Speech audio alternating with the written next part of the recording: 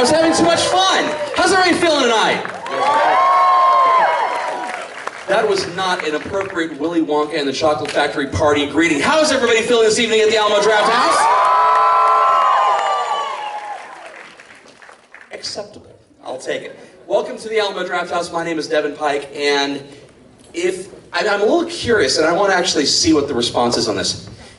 Are there any parents here who are bringing their kids to see Willy Wonka for the first time this evening? Raise your hands. Couple? 1, 2, 3, 4. Nice.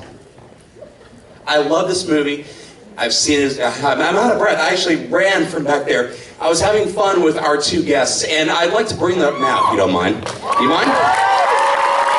Julie Donald and Paris Themmen. Guys, come on up. Come on, say hi. I'm out of breath because we were actually, I was instructing them on how to save their arms for signing the posters that you guys are going to receive at the end of the movie this evening. Paris, Julie, once again, thank you for coming to the Alamo Drafthouse. Thank you for bringing a movie that is so near and dear to all of our hearts to us again. And welcome to Dallas, guys. Thank you. I've been in Texas for a week now, and I think I can speak Texan, y'all.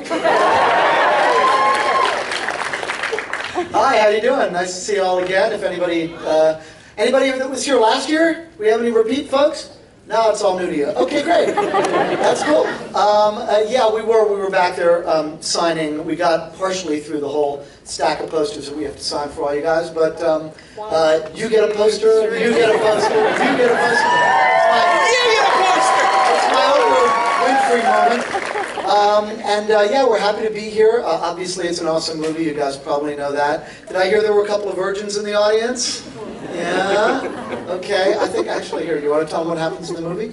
Yeah. For those people that have never seen the movie before, this is a bit of a spoiler. So it's about a boy who's a wizard, and he's got this... Don't want to give anything away. Well, actually, we might give a few things away. Just a little. We're going to do a little giveaway. Yeah, we're going to do a couple of things for you to look out for, because it's the fact that we're here and we can tell you a few secrets. It's kind of, you're in the know. So your friends at home, when they watch this on TV, won't spot these things, but you will, because you've got the inside track. So the first thing, I know you've got your goodie bags. Have they all been told what to do with it? Not yet. Okay, well anyway, we'll leave that till later. So the first thing to look out for in the Candyman scene, for those that haven't seen it before, this makes no sense at all. But for those who have, when Bill the Candyman is singing in the candy store and he's giving out all that free candy in the very first few minutes of the film, all the kids are in there and he's giving away all the free candy to everybody except Charlie Bucket. Remember that? Charlie Bucket's outside and everybody else is, and Charlie's the poorest kid in town and he gets nothing. Yeah, exactly. There you go. That's it. Cheer up, Devin. He didn't have this. There you go. He was 47! So all the kids are being given this free candy, and they're sitting on the front of the candy store at the counter, and there's a little sequence where, just so you know what to look out for, when the lollipops sort of fly in and out, and there's some soda coming from the fountain, and there's some frogs and other things. There's one little girl that's sitting right here in the front of the screen, about this part of your screen here. She's sitting in front of the counter. He lifts up the countertop to let all the children go back, and he whacks straight under the chin. And we carry on singing, sprinkle it with you. So just, if you spot that, it's a blooper. And it's still in there. That poor little girl's been in a neck brace for 40 years. She's not bitter. But it's her 15 minutes of fame, so let's give her a nice big, if you see it, ow! Okay, so when you spot it, then we'll know you're staying awake. When we talk about this one, I'm always reminded of these, the Star Trooper. Is that what, the Stormtrooper? The Stormtrooper who takes it on the head as he's trying to duck under the thing. Anybody know that one? Same thing, only she gets it from underneath. You'll see her, she's heading back into the factory right around, the factory, sorry. She's heading back into the shop right around there. Okay, so I have another one. And this is one that we spotted at an Alamo Drafthouse. It could have been this one, actually. But Julie and I were sitting over there, and we were watching the film with the audience. Today, I think we're sold out. I don't think we could watch it with you if we wanted to. There isn't a seat for us. Thank you for that. But anyway, we were sitting over there, woohoo! And she starts laughing, she starts giggling, and it hasn't even happened yet. She's already like, I said, what are you laughing at? She says, just watch Michael. Just start watching Michael. Augustus. Michael Bullner played Augustus Gloop, so she wants me to watch Michael, and for this reason we don't call it a blooper, we call it a glooper. So I start watching Michael, and this is the part of the movie where we're in the factory, we've just gone in, we've signed the contract, we've done the thing with the hats, where the hats take off, you know, the hands take the coats and hats. Now we're in the psychedelic black and white room where we're all sort of smushed around and milling about like that. So Michael, you will see, on this side of the screen, right over here, I don't know if the spot will catch me, I don't want to walk too far away, but Michael's over here, and you'll see him doing this, against the wall.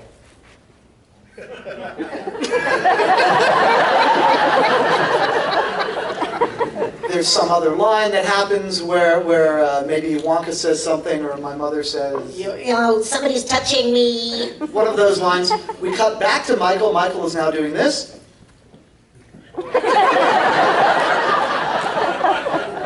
So as I say, it's not a blooper, it's a glooper, and there's nothing to yell out, just maybe point at it or laugh. I think people, if you spot it, you will definitely join Julie in her mirth as she saw it from the Alamo Drafthouse Theater. By the way, I have to call out the mashup here, the Wonka Doctor Who mashup shirt. I like that one. So that's really just for now, that's all we have. We wanted to give you a couple things to look for, but afterwards there'll be posters, and also we're going to do a Q&A, and you can ask us more questions about the movie, and we'll do it properly then. But for the moment, I think we're done. Oh, no, We're not done. What is it? Well, see, here's the thing. There's a few things we have to go over. On the front of everybody's seat, you've got the wonderful food and drink list.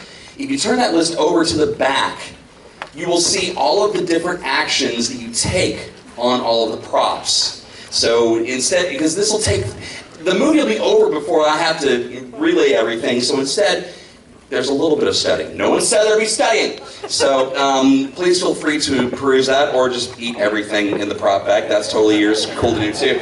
Also, if you happen to have a golden ticket in your prop bag, now, funny, where would we come up with a concept for a golden ticket? I don't know. It's one of those things. But somewhere in this theater, there are 5 golden tickets. There are 5. Who has one? 5 lucky. If you haven't, just like raise your hand and say, "Oh me, oh me, oh me!" Oh no. Everybody's looking, because they are in there. I put a couple in there myself. Yeah, they should stand up. And if you have your golden ticket in your prop bag, stand up. There's one. You don't have to come down, just hang on to it, but who else? There are 4 more. There's 4 more in there. Where was that first one? Stand up. Who had the first one? Is that you? You're the fake one from Paraguay. They're looking through all of their stuff right now. Anybody else? This is like looking through the bottom of the cereal bag to find out if you have the There's 2. Run straight home. No, don't run straight home. She's not Charlie Bucket. Slapworth will be there in a minute. That's 2. Let's see. I know there's 3 more in here somewhere. Come on. What's that? There's a latecomer there, so maybe it's in there. It's in the mystery bag. You better go down their bag. Anybody else? Oh, look, we have Has lights. somebody eaten it? Did you eat the golden ticket? There's a specific reason I'm telling you to look for your golden tickets, because it's not just a prop, they're worth something. No. Where are we at, 2 or 3? 2. We're at 2. 2. Well, one's in Germany. There's 3 up there on top, very nice. Now you've got to dance on the What's spot. that? I've got a golden ticket. You've got to dance. I never thought I'd see the day. Good morning. Look at the sun. I never thought that I would be stuck in the lap of luxury, 'cause I'd have said It couldn't be done. That's 3. That's 3. Apparently it actually couldn't be done, by the way. We've still only got 3. Well, Three.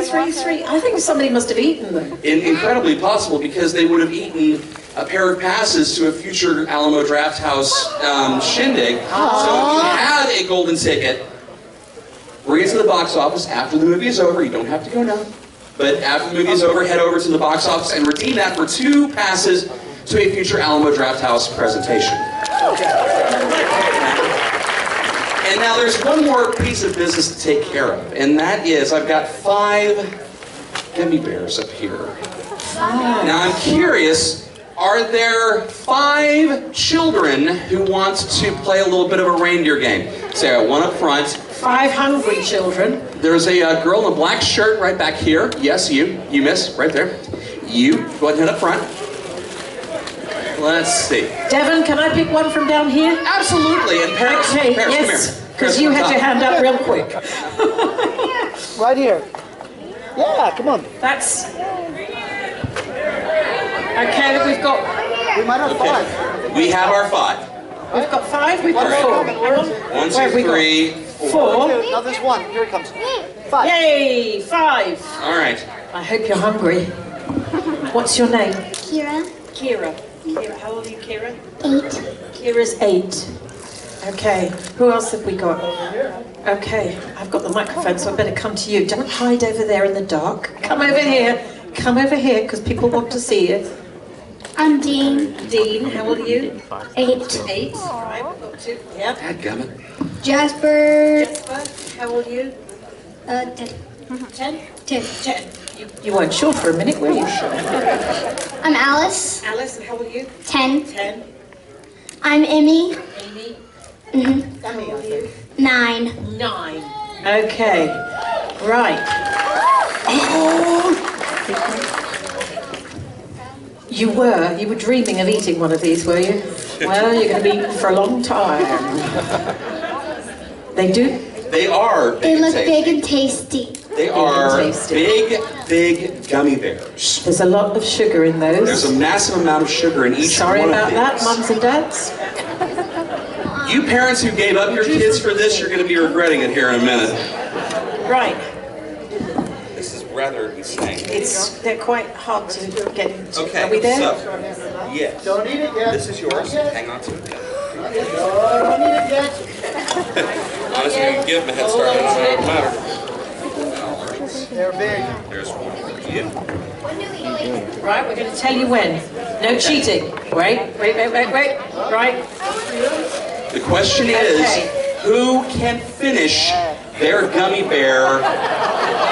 Finish their gummy bear first. Are you hungry? Are you ready? Get set, go! Go on. Team Veruca over here. Go on, you can do it. Just bite as much as you can. Get it all in your mouth. That's it. Tear into it. Come on, you can do it. Oh, he means business over there. And so does she. Do your parents never feed you? Oh, come on. Cheers for them. Go on. For Kira. Jasper. Emmy. All right. How are we doing? Should we count them down? You have 20 seconds 20 to finish seconds. as much Get as you can. as much The as person you who makes can. it through the most. Get as much as you can. Go on. 10. Ready, hand, count down. 10, 9, 8, 7, 6, 5, 4, 3, 2, 1. Put down your gummy bears. Put them down on the table. All right, let's examine. Okay. Very Ears are gone ladylike. straight into the brain. That's a zombie gummy bear. Wow, most of the head is gone. Okay. That's, I'd say, yeah. You think it's this lovely lady I right think here? she wins. What is your name, Well lady? What is your name, dear? Alice. Alice, don't speak with your mouth full. Despite what the But now you can person ask us said. any Right. question you've always wanted. This is your chance. Now, each one of you, for participating, gets a package of Wonka Gobstoppers. Congratulations. As if they hadn't had enough sugar. And now, as the winner, not only do you have the sugar high from the gummy bear you just consumed, but also one piece of every single Wonka candy produced. There you go, congratulations. Please, I beg you, take your gummy bears with you because I will not be eating them. A massive round of applause for all of our contestants, ladies and gentlemen. They did a phenomenal job. And folks, make sure you stick around after the film because Paris, Julie, and I will be talking about the film, some of the secrets that you didn't catch, and some of them that they didn't reveal this evening, and some stories about Jeff Bridges that we'll talk about as well. Ladies and gentlemen, it is my pleasure, once again, to thank you for coming to see the Willy Wonka and the Chocolate Factory Deal-On Party!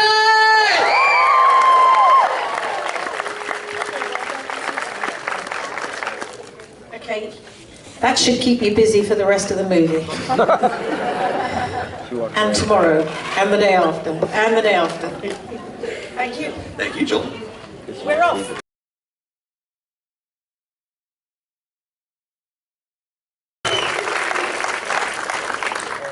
One question before we bring out Paris and Julie. Why is there a hat full of candy? Did our prize winner not want all of the Wonka candy in the world?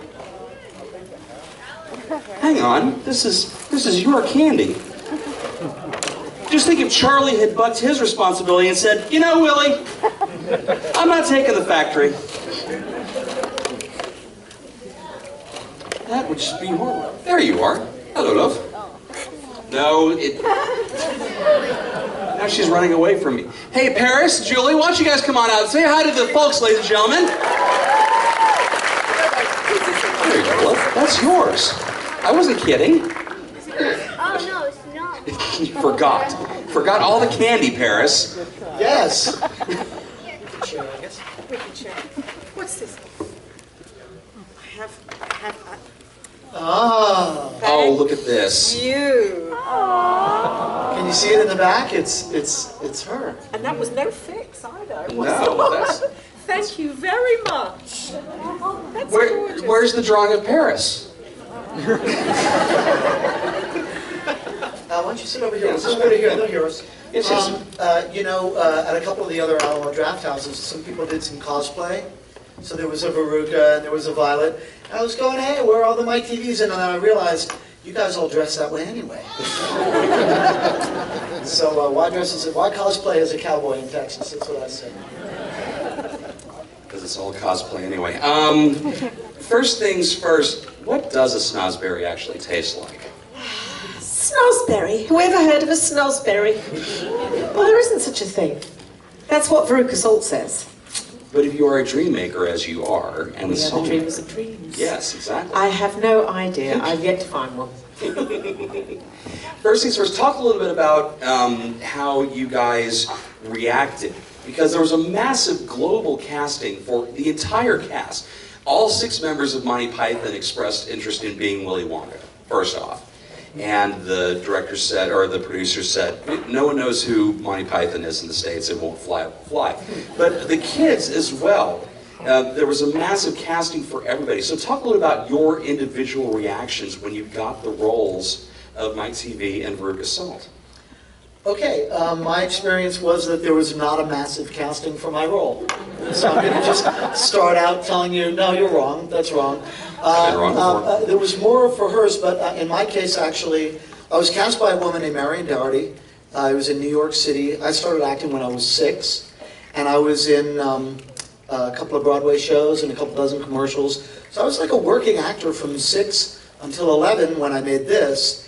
And actually, it was their intention not to call in very many people at all. I was there when I was at the call. I didn't see anybody else. And so the first call, Mel was there. The second call, Gene was there as well. But when I asked Mel about it years later, many years later, we saw him. And I said, did you see a lot of people for the role? And he said, no, you know, there were just a few people that we saw. And actually, they thought I was Charlie, but then after talking to me for a few minutes, it became clear that I was Mike TeeVee. So you can draw what you want from that. Here's Julie. My casting process was different.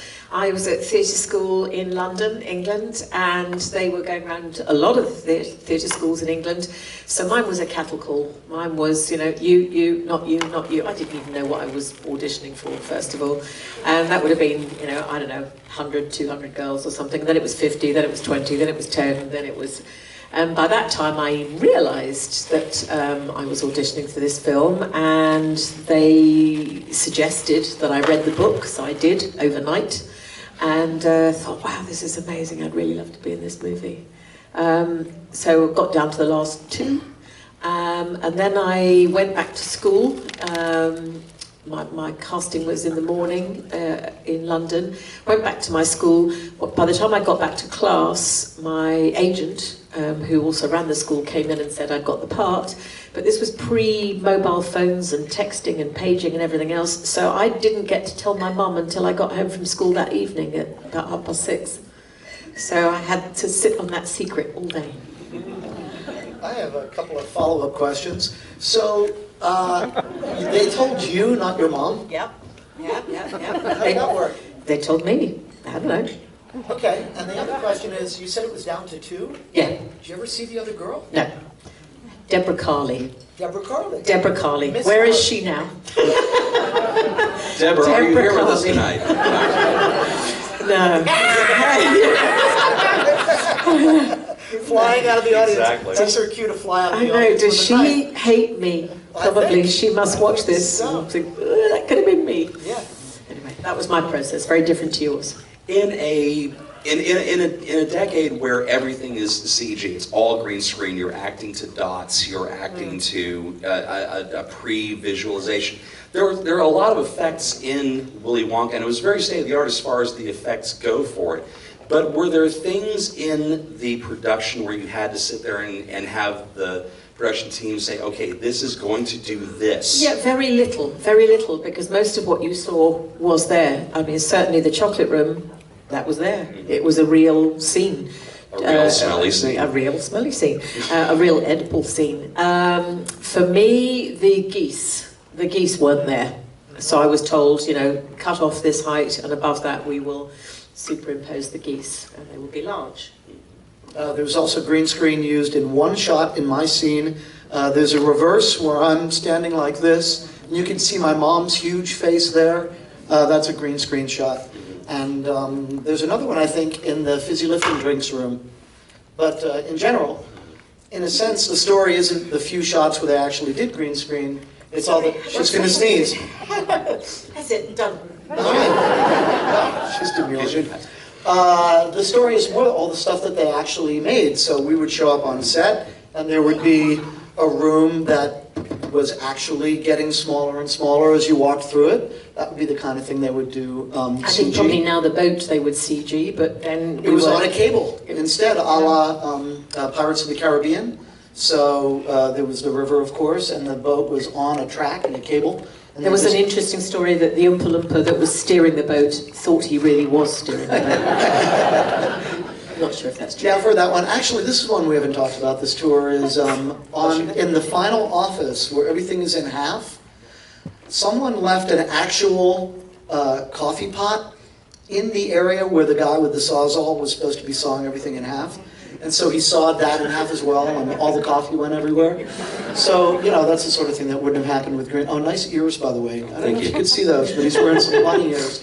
They're, no, cat ears. Yes. Are you a cat person? No, but my wife, who's having her birthday tonight, is. So. Oh, so you had to, yeah. Yeah, okay. it's Of course. a thing. Sure, it all makes sense. So anyway, most of the stuff was what they call practical sets, and that would made it much more fun and interesting for us. Sure. Was there one specific effect that didn't work the way the filmmakers thought it was going to, where you're sitting around waiting for it to actually go off the way it's supposed to, and please just fix it and let's go? There were a few things. Occasionally the waterfall broke down in the chocolate room. That was fun. We got the afternoon off. Or we got stuck on the boat. That was always fun. A couple of times, things like the river, we came in on a Monday morning and it was bubbling. not in a good way. So they had to drain it all down and refill it because it had gone all sort of rancid over the weekend. It was, yeah, smelly, nasty. Mostly things sort of worked. I don't think there were any disasters. I can't think. I mean, you had your pots and pans thing that that worked. But that wasn't really that went the way it was supposed to go. She's talking about exploding gum when I fell back into the pots and pans. Again, they were real, but I didn't get hurt. On the other hand, Denise was very uncomfortable. Violet was very uncomfortable in her suit. The way they did the ball, you know, they started out with a line that blew air into a rubber suit so that it started to expand. But when she was in full-on blueberry mode, it was a huge sphere of styrofoam that they cut in half. They cut her impression into both halves of it, and then they strapped her back into it and then built the suit back on top of her. And once she was in it, it was very, very difficult to get her out. So she was just, you know, like that. And they would turn her from time to time so that the blood would pool in different parts of her body. And then we eventually went to lunch. It was like, okay, lunch! And she was like... They left her there, they left somebody there to turn her, you know. And then your thing could have gone badly. You want to tell them how you're... No, that was all okay. The bees got out. The bees got out in the inventing room in the gum machine. Don't know what happened there, but somebody got stung. I was the 11-year-old and they were 13, and I was very mischievous. So I don't know if you remember, it's a quick shot of the bees in the bell jar. But actually, when I got stung, it was right before my close-up, actually, my interview scene. Oh, that's a thing, actually. But it was very minor. The thing about that scene when I was shooting my interview scene was that my dad, who's an American actor, he's not credited, I have no idea who he is. He might have been an American that was just in Germany, or they might have flown him over to say his one line, but it took like 46 takes to get that line. And of course we know what it is, which is, not to your 12, son. So that's the only line he had. And after he failed several times to do it, I mean, I assume he's gone by now, and you know, I won't get a letter. Yeah, you told. But yeah, anyway, after that happened, I started blowing my line, and then I remember there was a picture on the wall, and then that fell down. You know, like, so set pieces eventually started falling just because we couldn't get it right. So that's a minor thing. As the 11-year-old on set, yes. were the 13-year-olds picking on you incessantly throughout the course of the production? I think they were trying to escape me more than picking on me, to tell you the truth. I think that they were more, you know, 11 to 13 is kind of a big difference. For instance, I wasn't thinking about crushes at that point. On the other hand... Violet and I were. We both had a crush on Charlie Bucket. We would take it in turns to stand next to him. That was the extent of the crush. Yeah. This is the chick flick section of the Q&A, by the way. And actually, the studio took us, because it was filmed in Munich, Germany, our treat for the whole studio was to be taken to the Oktoberfest, which takes place in September. That's another story. So we were going to the Oktoberfest, the beer festival in Munich, and Charlie Bucket, Peter Ostrom, asked me if I would go with him as his date. So, it doesn't end well. So, I wrote home, because my mother was back in England, so I wrote home like a good girl saying, you know, please can I go on this date? Charlie Bucket's asked me out with him. But it was, you know, pigeon post back in the day, so it took 2 weeks for the letter to go to her, and then 2 weeks for her to write back, by which time he'd got bored and he asked Violet Beauregarde instead. See, Charlie's not that nice. This is what happened in the days of pigeon post. Yeah. Wouldn't happen We now. don't say pigeon post. You don't say pigeon post. We don't know what that is. Snail mail? Snail mail. Snail mail. Sure, snail mail. Pigeon post. If you guys have any questions for either parent, I'm going to do the whole Phil Donahue thing and then happy audience goes, who the hell is Phil Donahue? Yep. There's a few questions. Actually, I'm reminded, as he's making his way up there, I'm reminded when we were talking about pigeon post, there are a couple of lines that I have in this movie where I sort of affect an English accent for absolutely no reason. I say, am I coming in clear? Right? And the other one is something about God would have invented roller skates. Couldn't we have walked? It's a sort of a British lilt, and I think it was from hanging out with her too long, and Roy Kinnear and other British people in the production. So there's no good reason except that I just did. I just picked it up. Hi, I was surprised to hear just now that Julie said your mother wasn't there with you. I think that would be unusual today. I Wouldn't be if you talked allowed, about I don't that. think. But actually, my question was going to be, I noticed the movie had a very international feel to it, and they didn't. They made a point of not showing any particular currency. You know, he says, "I'll give you 10,000 of these." Right, that's right, yeah. And I wonder if you know why that is, or if they just planned on it being an international film from the beginning. I think there was a deliberate strategy to not place it. And that worked very well with the architecture. It was shot in Germany, Munich, but it's very nowhere land. The clothes don't tell you where anybody comes from, apart from Augustus, Dusselheim, Germany. We know that.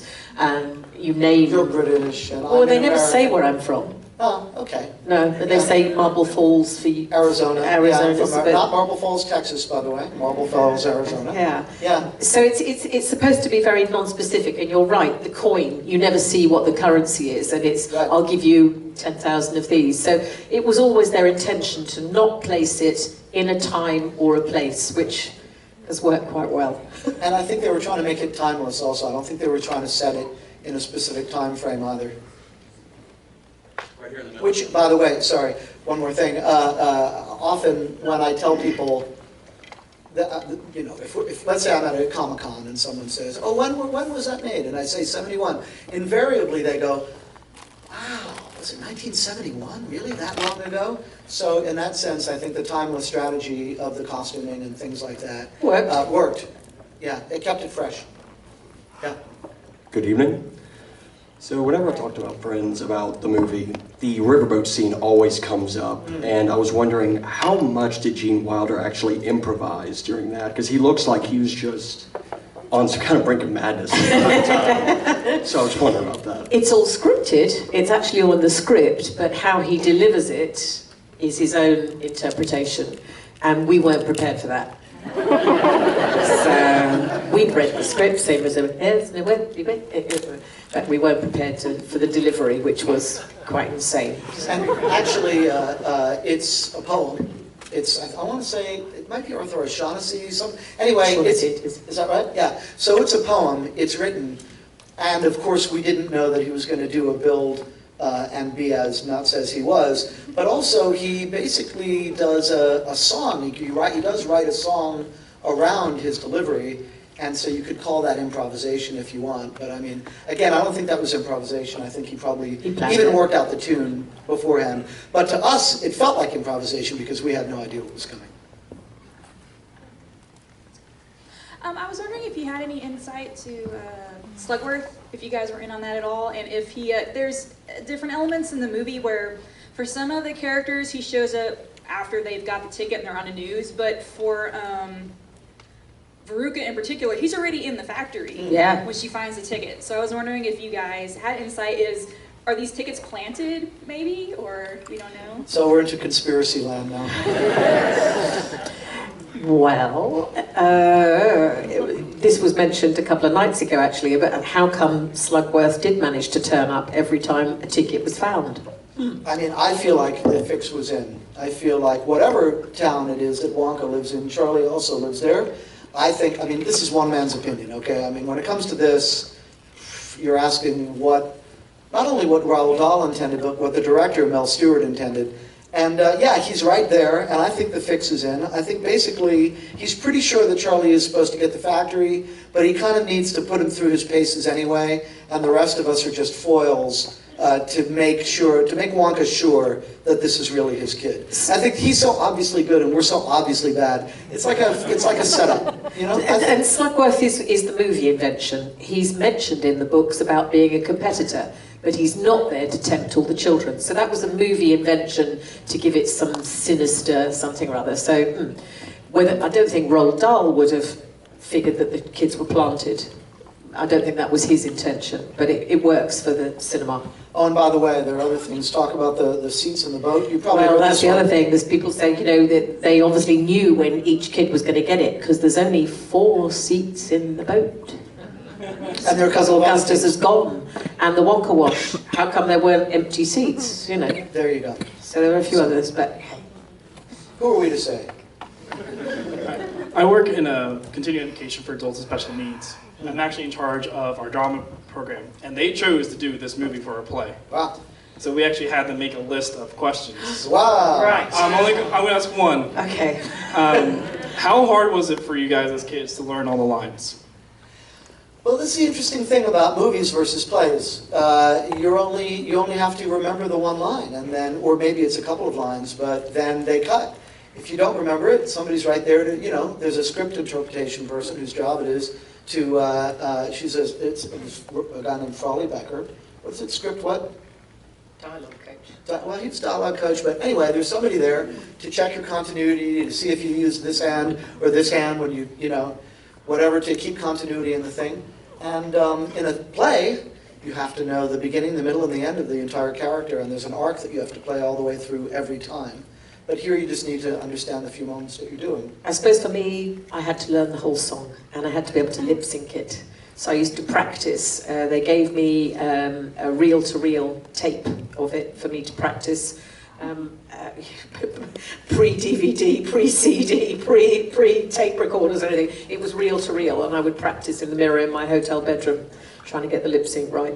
And for me, the longest thing I had to remember was my second big close-up, which is you photograph something, and the photograph goes flying through the air in millions of tiny pieces, or I should say millions of tiny pieces, down through the TV, right? So during that one, Mel Stewart, in typical angry Mel Stewart form, was like, louder, faster, come on, do it again, faster, louder, until eventually I sort of was ready to just give it to him, like, come on, out of my face, and then that's what they shot, and that's what they used. You mentioned angry Mel Stewart, and Yes. there's the famous quote from Hitchcock: "Never direct children, never direct animals." So, is there one angry Mel Stewart moment that stands out in your mind that you have the nightmare vision of in the middle of the night with cold sweats and everything else? Lots. Lots. That was lots. the one for me. Well, I suppose this is a kind of the chocolate room scene. We were all told, retrospectively, there was a missive that went round that we weren't allowed to see the set because they wanted to film our original reaction when we went through that big door to go and see the chocolate room. However, I'd been out there a couple of months earlier to record my song, and a stagehand had said, would I like to see the set? It was under construction, it wasn't finished. Yes, of course I said, and I went round and looked at it, and then I heard about this later from Mel. I don't want any of the kids to see it, and he was going mad. So for 35 years, I never told him. Or me, or anybody Or else. anybody, I kept it quiet.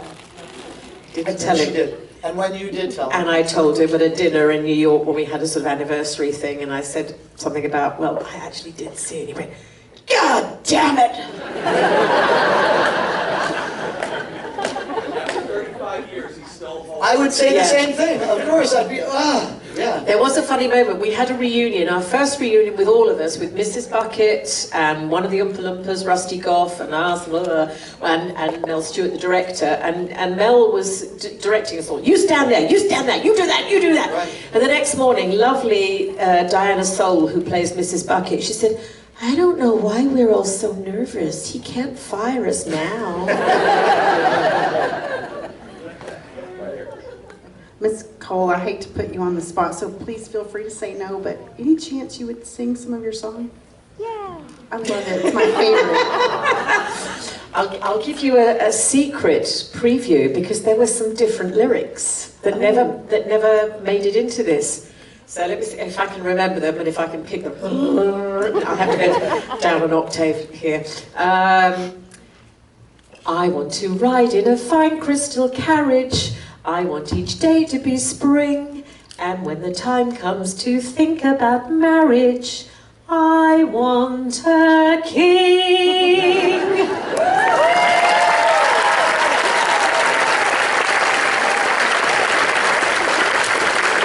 What kind of choreography they would have done with that? I don't know. Maybe some sort of a waltz or I something. think so. I had Prince Charles in mind when I was. There you go. Now, Paris. Yes. Seeing you, we're over here now. By the way. Okay. Yeah. Seeing you dance reminds me of the other Alamo Drafthouse staple that you are a member of the cast of, and that would be The Big Lebowski. Oh, okay. And not very much. Not very much. not very much, but a Yes. very memorable scene where you're doing a one-man performance in a little black box theater in Los I don't know Angeles. where you get this stuff. No, I'm not. No, I'm not. Okay, hang on. Sorry, this is. I have to, set the record straight. The only scene that I have in The Big Lebowski is during the title sequence. There's a shot where there are a lot of bowling alleys, and one by one the camera is. You'll see me. It's panning back, and one by one we all come up and bowl our shot. I'm basically an extra in The Big Lebowski, but it's a very interesting story. I have to tell you. That's the truth. I'm telling you the truth. What's this thing with the black? No, box? it's just as Lebowski's landlord. No. Okay. Sorry, somebody else. Somebody else. Thank you, but So I'll take the collecting your paycheck. royalty check, sir. I don't I'll take the appreciate paycheck. it. Absolutely. I'm sorry, but it's not me. Well, I guess you guys don't find yourself home to watch too much TV, but if you were there and this were to come on ABC Family or HBO or whatever, do you find yourself taking time to watch it, or do you just flip the channel? Or A bit of both, and it comes on at holiday time, as it does here. So I've been in the UK with family and friends, and a lot of my friends have no idea about this side of my life. So it's been quite interesting. And I watched it with one, Vivian Ross, God bless her, and we watched it, and she was so carried away. She'd never seen it. She was in her 70s, and there she was, "Run, Charlie, run!" And it was just so sweet. "Oh yes, no, don't." There she was, and I thought, well, it hasn't lost its magic, has it? So yeah. So occasionally I will watch it. I don't often watch the whole thing in one. I watch the good bits. That's when I'm in it. I've seen it. I've seen it, and I do like to watch it on the big screen when I get a chance, when we do this tour. Sometimes I'll sit out and watch it on the big screen. And then the other time I find that I watch it is if someone important is new in my life. Like, now by the way, I got married for the first time a year ago. Don't have any kids, but I've got a wife. She's awesome. Oh, by the way, on October 28th, you can see my wife on Jeopardy! It's true. She shot it about a week and a half ago or 2 weeks ago in Los Angeles. I can't tell you whether October 28th is the only day that she's on. It may be, it may not be. I'm not permitted to say. But for instance, when my wife and I started dating, if that works, yeah, she was my girlfriend then. We watched Willy Wonka. I mean, it's, as important people come into my life, I try to make a point to sit down and watch. And I say, this is what happened here, and that was fun there, and, try to give them a little, behind the scenes insight in it. But other than that, if it were to come on, I might watch it for a few minutes, like you're saying, and then just let it go. Hello. Hello. I'm over here, Paris. Hi. Unfortunately, it seems like Hollywood's gotten to a point where it's a lot of remakes. It's a lot of it's a lot of retread of familiar material. And I know from reading many years ago that Gene was somewhat outspoken about the new Charlie and the Chocolate Factory, and that he just thought it was a money-making vehicle. What are y'all's thoughts on the movie, if you have any at all? Which movie? I'm sorry. I'm sorry, I'm a trifle deaf in this. I'm sorry. All questions must be submitted in writing. I don't know. Does he mean Planet of the Apes? I've lost in space. Which one? I'm sorry, we don't know what that is. Black Mass? No, that's not a real. Johnny Depp? Ben-Hur? We'll get to you. There's a little girl bursting down here. Shall I run to... Can I run to her? It's Emma. Right.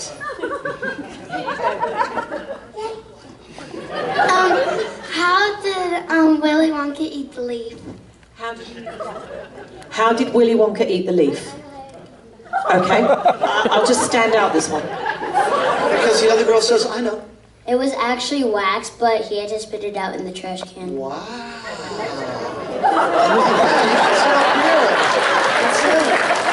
Okay, so she's absolutely right. Asked and answered. What they're talking about is the daffodil.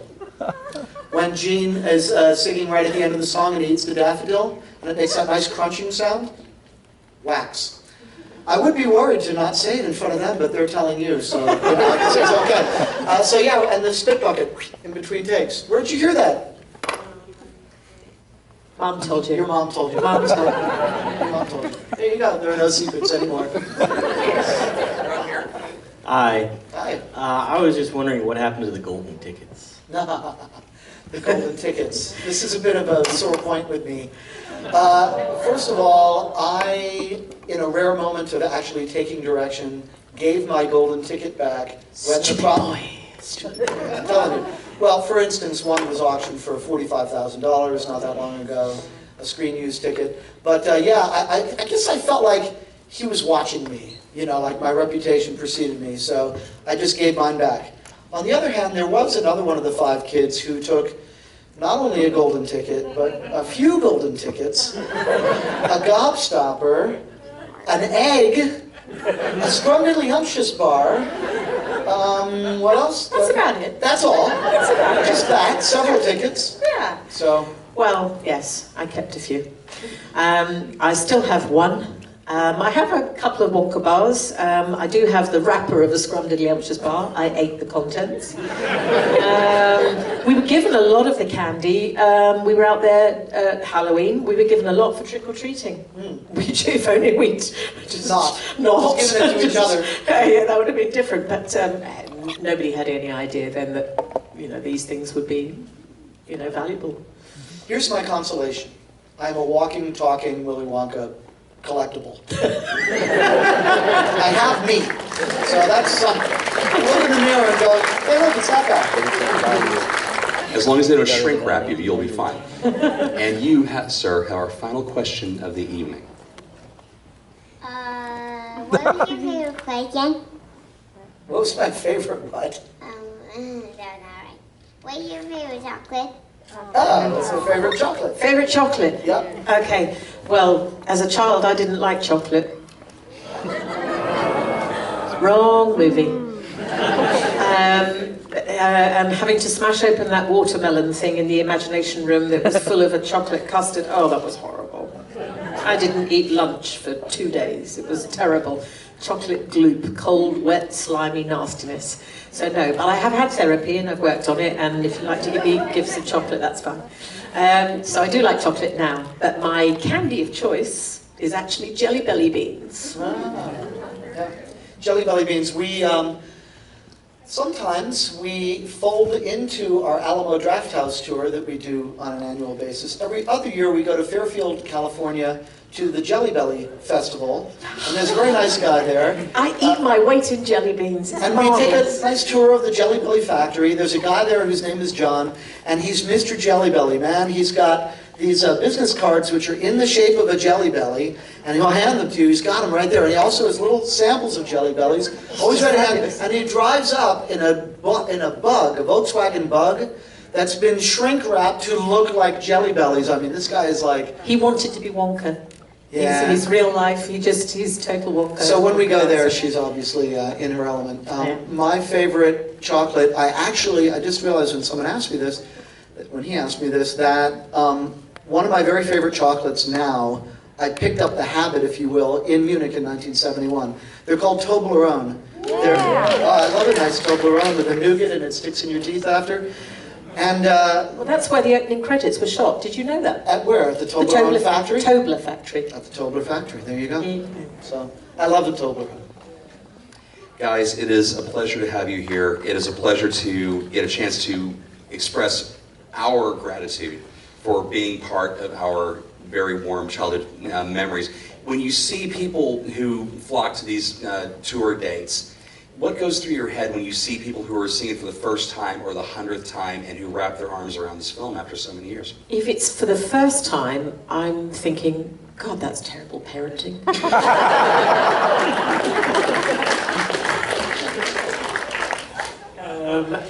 No, it's lovely. Here am I from England. I'm over here, you know, for 2 weeks doing this Alamo tour, and I go back to my totally sane day job, and nobody knows where I've been or what I've been up to, but it's wonderful to see the smiles on people's faces. I get a great kick out of it. And I'm just answering your gratitude with more gratitude that everybody came out and took the time to, I guess, take a walk down memory lane and see what we did so many years ago. It's like people seeing my baby pictures, really, more than anything else. Instead of a sort of a musty scrapbook, it's all up there. And, you know, thank all of you for coming out. Thank you. One more time for Julie Dunkel and Paris Themmen, ladies and gentlemen. Now, I'm amazed that their hands are still attached because they did sign movie posters for every single person that's here. They are on the table as you head on out. Once again, ladies and gentlemen, thank you very much for coming to the Alamo Drafthouse. We appreciate it. We'll see you again soon. My name is Devin Pike.